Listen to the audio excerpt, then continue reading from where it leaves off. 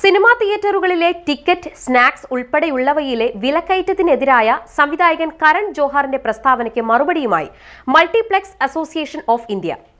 നാലംഗ കുടുംബത്തിന് സിനിമ കണ്ടുവരാൻ 10,000 രൂപ വേണ്ടിവരുമെന്നും സാധാരണക്കാർക്ക് അത് താങ്ങാനാകുന്നില്ലെന്നുമായിരുന്നു കരണിന്റെ ആരോപണം.